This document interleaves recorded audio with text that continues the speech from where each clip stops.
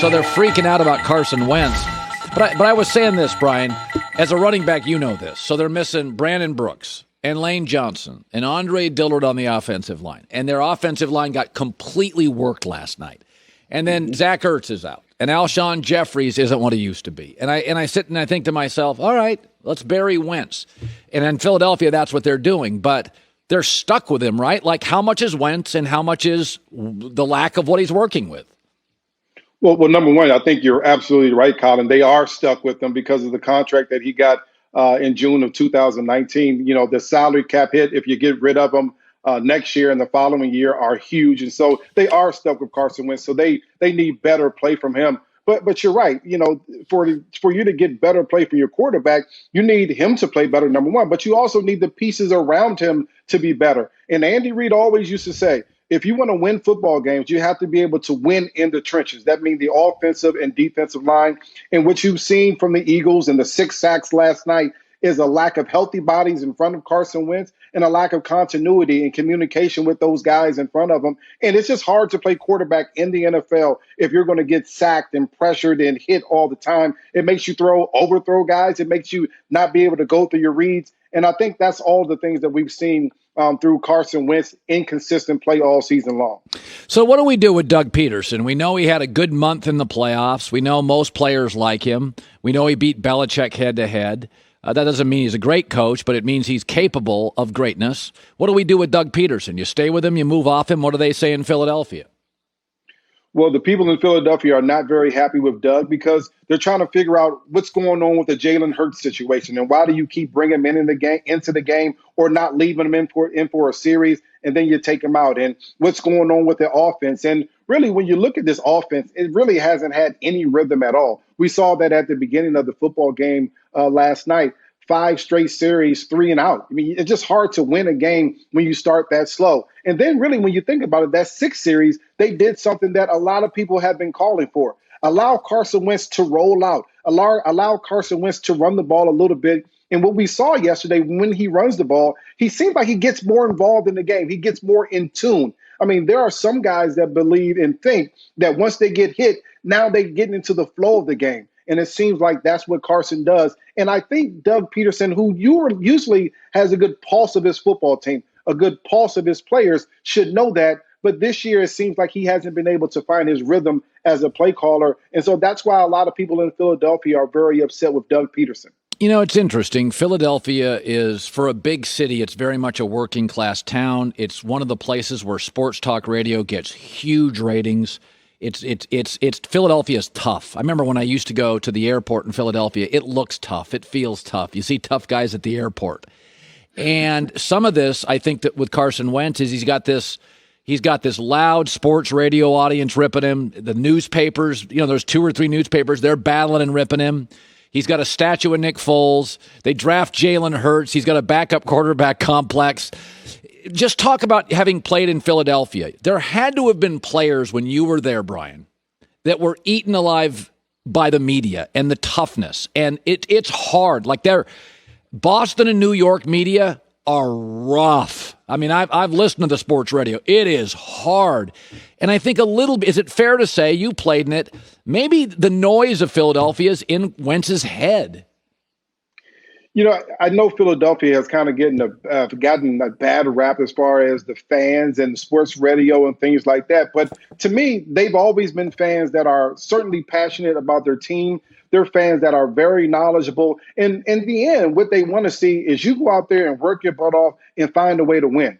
And what we've seen from this team and Carson Wentz in particular is that we know he's putting in the work, but the performance on the field has been lacking. And that's why people are questioning Carson Wentz. And for a guy that has gotten paid $100 million guaranteed last June, the number 2 overall pick, he should be above all of that. He should be ready to go out there and find a way to win. To me, he has to be the reason why the Eagles win football games, and not listening to the noise is part of that as well. And I know he has said in the past that he doesn't listen to the radio stations and doesn't read the paper, but I know the pressure has to be on him because the pressure in the city to carry a football team that at one point in the season had lost 9 of its 11 starters when you pencil them in for the beginning of the season, and be able to carry a team where that they lost a lot of consistency across the board with injured players, it has been hard. But that's why you get paid the big bucks. And that's why you're on the big stage in this position. So Carson Wentz has to be able to shoulder that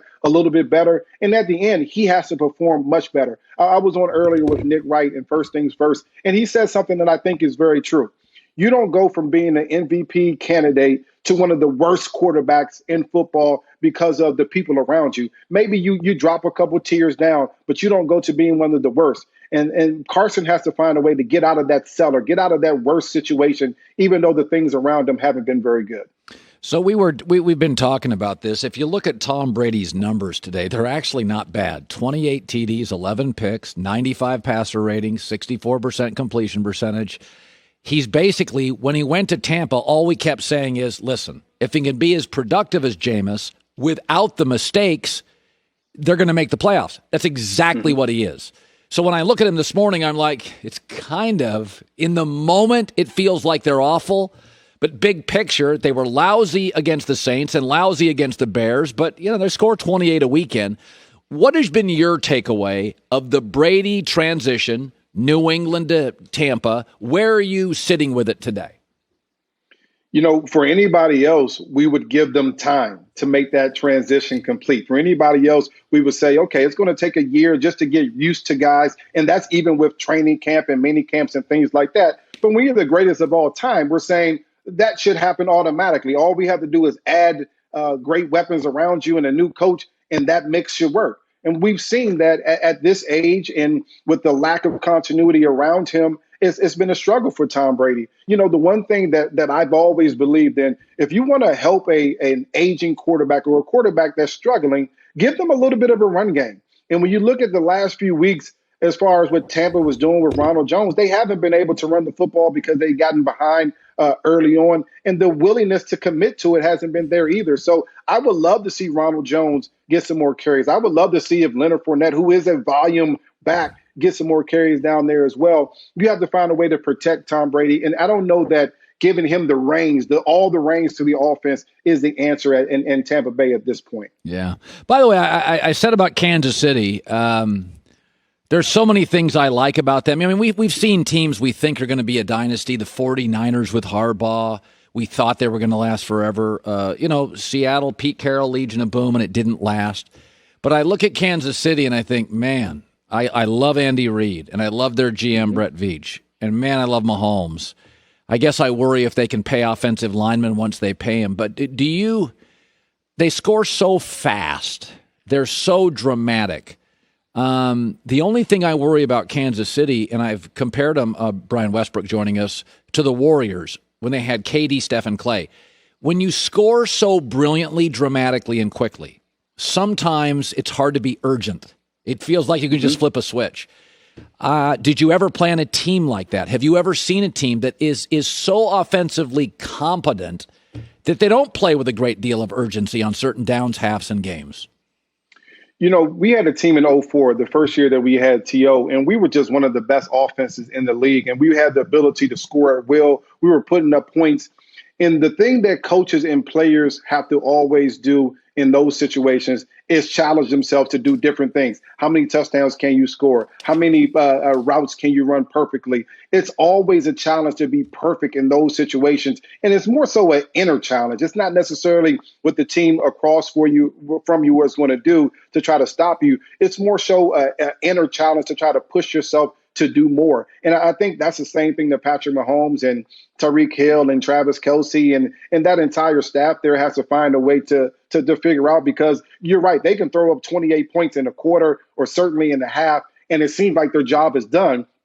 But what has happened over the course of these last few weeks is that teams have come back a little bit and have scored points against that defense, and then they got to kind of jumpstart things to get going again. So, it's all about the sense of urgency. It's all about challenging yourself. Andy Reid knows how to do it. Now it's all about going out there and trying to get it done on the football field and functioning that way. I would love, and again, as a running back, I feel like I'm always saying this. I certainly have said it about Tampa Bay a bunch. I would love to see their running backs be able to run the ball a little bit more. That's going to keep you on the field a little bit more offensively, allow your defense to rest. And you're talking about when teams are coming back at you a little bit scoring the ball, it also keeps the ball out of their hands. And so I would love for Andy Reid, who it's hard to say that you take the ball out of Patrick Mahomes' hands, but every now and then it'd be nice to get some runs in there as well. Good stuff, buddy. Brian Westbrook, 9 years in the NFL, a multiple-time Pro Bowler. We love having him on Fox from time to time. Thanks, man. All right. Thanks, guys. Take care. Hi, everybody. Thanks for watching. Subscribe here to get the latest from the show. Also, be sure to check out more of the best clips from The Herd or go watch a few segments from other shows on FS1.